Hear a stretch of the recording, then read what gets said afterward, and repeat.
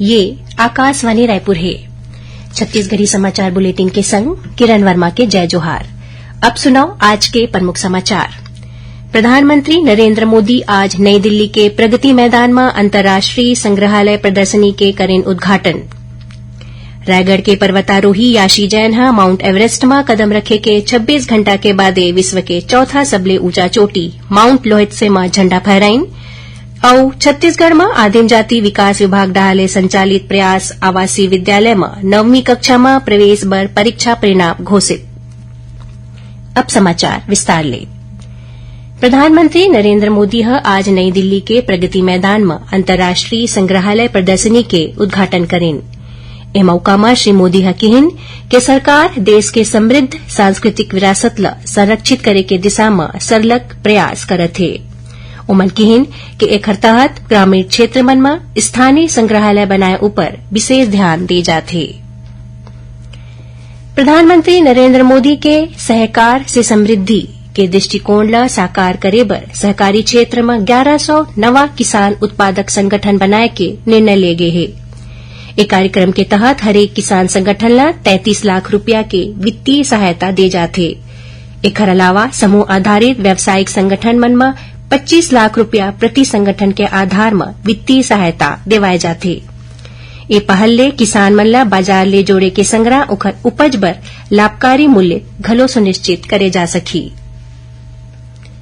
प्रदेश में करीबन 2000 करोड़ रुपया के कथित शराब घोटाला मामला में गिरफ्तार कारोबारी अनवर ढेबर, आबकारी विभाग के विशेष सचिव अरुणपति त्रिपाठी, नितेश पुरोहित और त्रिलोक सिंह ढिल्लन के रिमांड अवधि 4 दिन और बढ़ा दे गए है। प्रवर्तन निदेशालय ईडी चारों आरोपी मल्ला आज रायपुर में विशेष न्यायाधीश अजय सिंह राजपूत के अदालत में पेश करें। ईडी ये चारों आरोपी मल्ले जांच और पूछताछ बर फिर रिमांड के मांग करें, जिला विशेष अदालत मंजूर कर लेन। छत्तीसगढ़ ओलंपिक संघ के महासचिव गुरुचरण सिंह होरा के इस्तीफा मंजूर कर ले गए है। उखर जगह में भिलाई के विधायक देवेंद्र यादव ला राज्य ओलंपिक संघ के नवा महासचिव बनाए गए है। प्रदेश के खेल विभाग डहाले एकर जानकारी भारतीय ओलंपिक संघ के अध्यक्ष पीटी उषा ला दे गए है।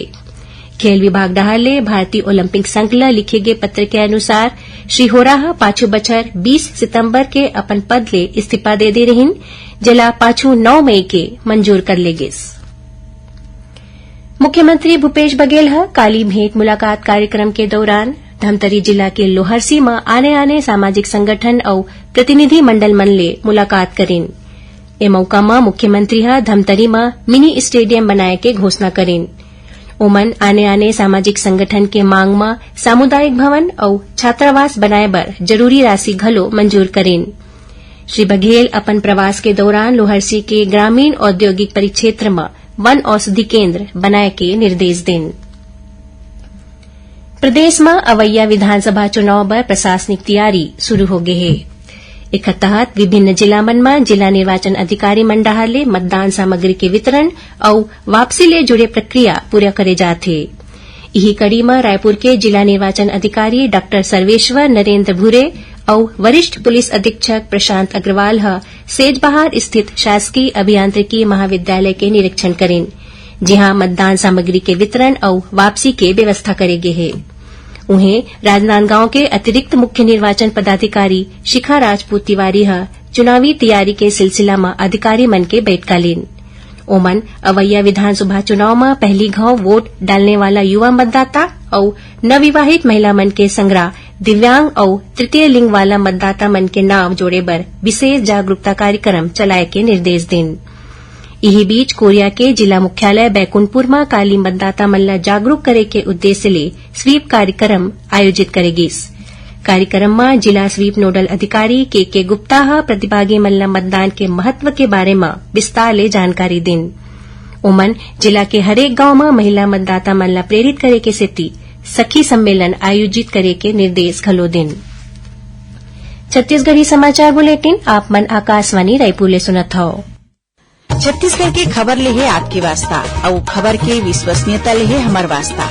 आकाशवाणी समाचार रायपुर के प्रादेशिक समाचार बुलेटिन के संगे संग हमार समसामयिक कार्यक्रम आप रेडियो के संग अपन मोबाइल में घलो सुन सकत हौ। आकाशवाणी समाचार फेसबुक, ट्विटर और यूट्यूब में घलो हावय।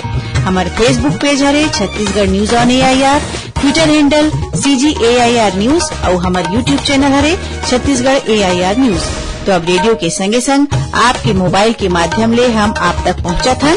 छत्तीसगढ़ के हर खबर बर सुनत रहो आकाशवाणी समाचार।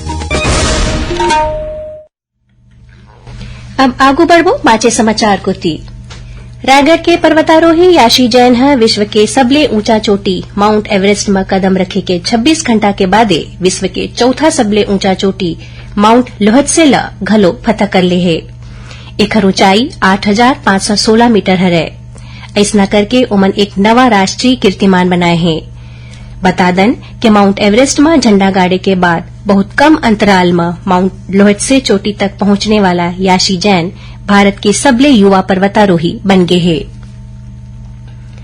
छत्तीसगढ़ में आदिम जाति विकास विभाग डहाले संचालित प्रयास आवासीय विद्यालय मन में 9वीं कक्षा में प्रवेश बर परीक्षा परिणाम घोषित कर दे गए हैं। प्रवेश परीक्षा सूची में पात्र विद्यार्थी मन के जिलेवार सूची विभागीय वेबसाइट में उपलब्ध करा दे गए हैं।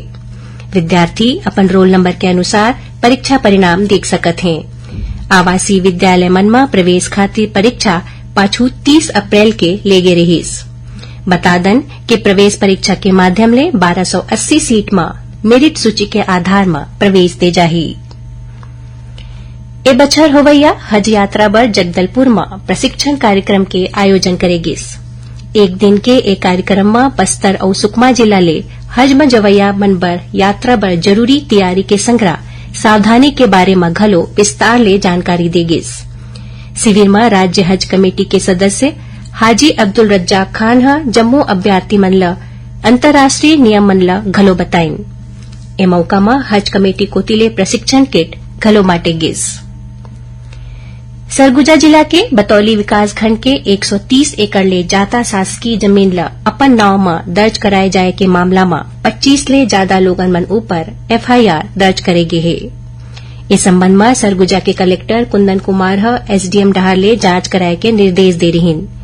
SDM के जांच रिपोर्ट में ये बात आगू आए रहीस कि जौन मनखे मन शासकीय जमीन ल अपन नाव में चढ़ाए है ओमन करा जमीन के अधिकार के संबंध में कोनो प्रमाणिक दस्तावेज नहीं पाए गए हैं।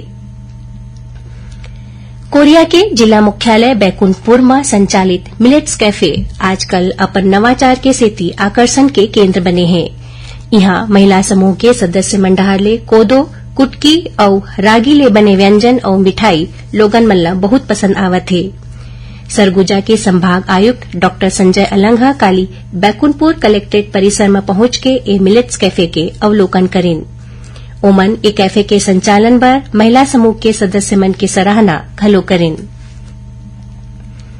आदिवासी संस्कृति के संग्रह, कृषि और वनोपज संग्रहण के नवाचार ल जाने बर कांकेर जिला के कोटुल रक्षा समिति के सदस्य मन हाले में इंडोनेशिया के भ्रमण करें।